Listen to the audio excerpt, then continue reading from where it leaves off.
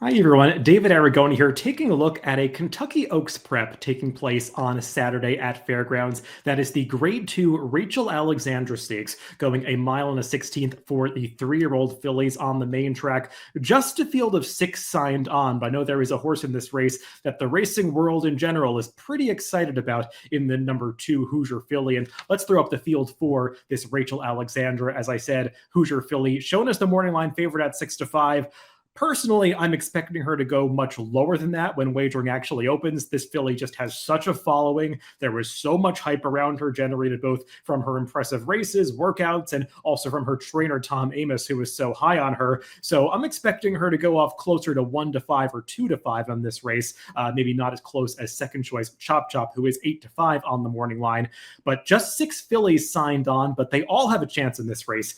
This is a pretty well-matched group on speed figures, although the board might not end up looking that way. And speaking of that, let's take a look at the Timeform US pace projector and finish projector for this Rachel Alexandra. First up, the pace projector, and you see there's not a whole lot of speed signed on in this race. The blue flag showing up indicating it's a situation favoring horses on or near the lead, and that expected early leader is the number 6 Miracle, going out for the Todd Pletcher barn. She has shown speed in her prior starts in New York, all one-turn races, so she is expected to be in front of the number 2 Hoosier filly, who, while she does possess plenty of speed, that gray filly trained by Tom Amos, she's not a horse that has shown the preference for being on the lead in her races. She's much more of a stalking to mid-pack type, so I think this price projector has it right that she will be stalking Miracle in the early stages. The one wrinkle in this is that the number 1 Vava, she might be shown a little bit farther back in the pace projector than she could be on the racetrack on Saturday afternoon, because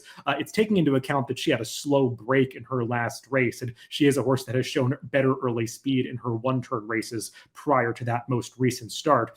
And also the Timeform US finish projector is something we should take a look at before talking about these major contenders. And some people might be surprised to see that the Timeform US algorithm is not selecting the number 2 Hoosier filly as the winner of this race, actually showing the horse that's the leader on that pace projector, the number 6 Miracle, as the selected winner. And Miracle does have comparable speed figures to Hoosier filly, and given that pace advantage, I'm not surprised to see the Timeform US algorithm selecting her over Hoosier filly in this race. So let's go through these main contenders, and we'll take them in post-position order in this 6-horse field, beginning with the number 1 Vava. And like I was mentioning with regard to Vava's positioning on that pace projector, don't put too much stock in where she was at the beginning of that untappable stakes last time. She stumbled pretty badly at the start of that race and was bumped thereafter, which just put her in last place in the early going. I don't think that's the way that Vava really wants to run. She had shown better tactical speed in her prior races,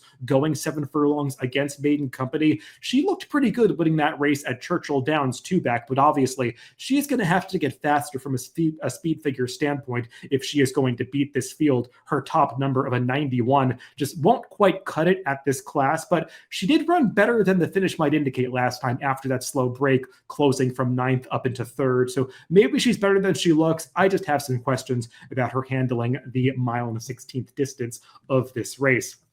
Like I said, the number 2 Hoosier filly, she is going to be the favorite in this race. We'll see how short the public ultimately makes her. I personally was expecting her to be around 1-5 in this race, just given all of the hype around her. I mean, she was bet down to 11-1 in the Kentucky Derby future wager this past week. So clearly there is a lot of support out there for this undefeated gray filly by Into Mischief. Now, she has been visually impressive in her 3 victories, especially those last 2 going this mile and 16th distance at Churchill Downs. She was a facile winner in the slop, 2-back in the Rags to Riches, and then last time out in the Goldenrod, she really couldn't have been any more impressive, just looping the field around the far turn to easily take over at the top of the stretch, and she was just under a very light hand ride to the finish. Won like a filly that could have won by a much greater margin, but you never really know until these horses are set down, until they feel the whip or ask for their best in their afternoon. It's kind of an unknown if they can actually run faster numbers than what they've done so far on the racetrack. And to be honest, she does not look that fast on speed figures compared to the rest of this field. Her top number of a 102, that's just the third fastest time formula speed figure in this field. Two of the fillies that we'll talk about in a little bit have already run faster numbers than that. So she is going to have to run a fast time formula speed figure for the first time if she's going to beat this field. I know a lot of people expect her to do so, but at a very short price, I think you have to decide for yourself what is really value on Hoosier Filly in this race.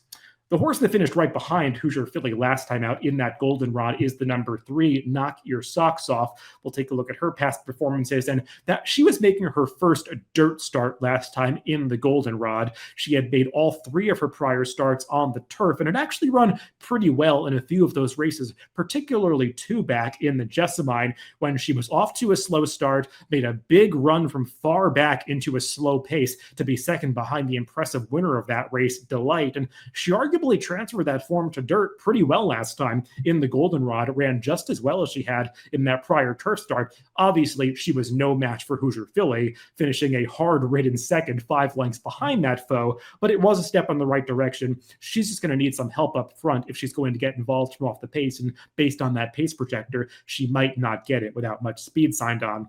The number 4, Chop Chop, is a Brad Cox trainee, actually the only Brad Cox trainee in this field, and she was the runner-up in the Grade 1 Alcibiades last year and was actually, somewhat surprisingly, bet down to 2-1 favoritism in the Breeders' Cup Juvenile off of that nose loss in the Alcibiades. Now, she did finish 13th in the Breeders' Cup, but I would not hold that against her, even though she was the overbet favorite that day and disappointed. She got a terrible trip, was squeezed back in the early going, raced far back, was wide around both turns, legitimately 4 to 5 wide around both the clubhouse and far turn. So given the ground loss, you can excuse the poor performance that she put forth in the Breeders' Cup. She came back last time to make her 3-year-old debut in the Silver Bullet Day at Fairgrounds, and I thought she actually ran pretty well despite losing that race as the favorite to her stablemate, the Alice Look. Those two finished far ahead of the rest of the field, over 13 lengths ahead of the third place finisher, and Chop Chop actually did take a step forward from a speed figure standpoint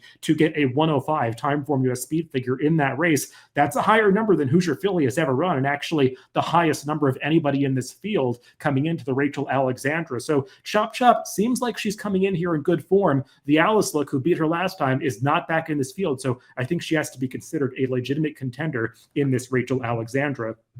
Pretty Mischievous is the number 5. She is another horse that was beaten by Hoosier Filly in the Goldenrod last year. She finished 3rd in that race behind Hoosier Filly and Knock Your Socks Off. She came back and made her Fairgrounds debut in the Untappable in late December and was a pretty impressive winner that day, winning by 3.5 lengths over today's rival Vava.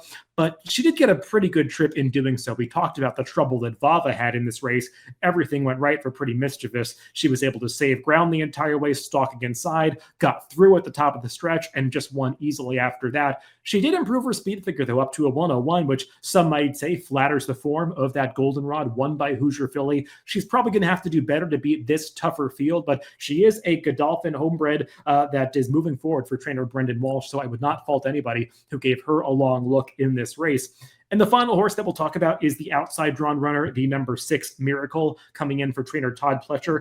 Let's take a look at her last race when she was second in the Maid of the Mist Stakes at Aqueduct. Now, this was a race for New York breds. All 4 of her prior starts have come against New York breds, but she actually ran pretty well in this race because the winner, Le Bon Temps, was a horse that took a big step forward to beat her. And you can see these two are drawing well clear of the rest of the field. They finish over 13 lengths ahead of the third place finisher, Silver Skeleton. You could see Miracle is never giving up. That rival gets by her in mid-stretch, and Miracle keeps battling on all the way to the wire. So I thought she handled the stretch out to a mile pretty well, albeit around one turn. Since then, her connections have decided to switch her into the stable of Todd Pletcher, based down in Florida, rather than keep her with Rudy Brissett. And instead of targeting New York bred races, they are aiming higher and going for this open company Oaks prep in the Grade 2 Rachel Alexandra. That 104 time formula speed you'd figure that she earned last time out. That's just a point off the number that Chop Chop ran in her last race. It's higher than any number Hoosier Philly has ever earned. So Miracle fits on numbers.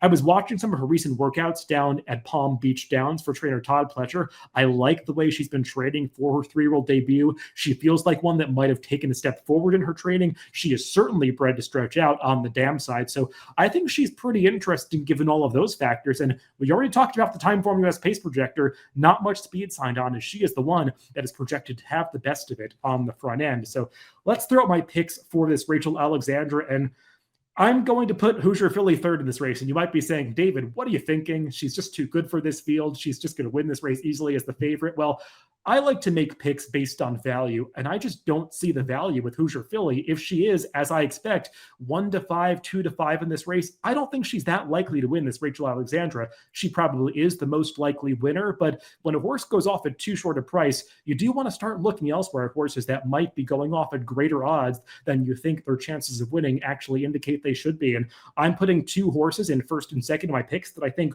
will be better value. The number 4 Chop Chop is my second pick. She's coming in with the fastest last race. And my top pick is the number 6 Miracle. She's got that pace advantage. It feels like she's training well for this for trainer Todd Pletcher. And I just think at a distance is going to be this daughter of Mendelssohn's friend. And she's 12-1 in the morning line. For me, that is great value on the number 6 Miracle. So she is my top pick in the grade 2 Rachel Alexandra on Saturday at Fairgrounds. Good luck if you're playing the races this weekend.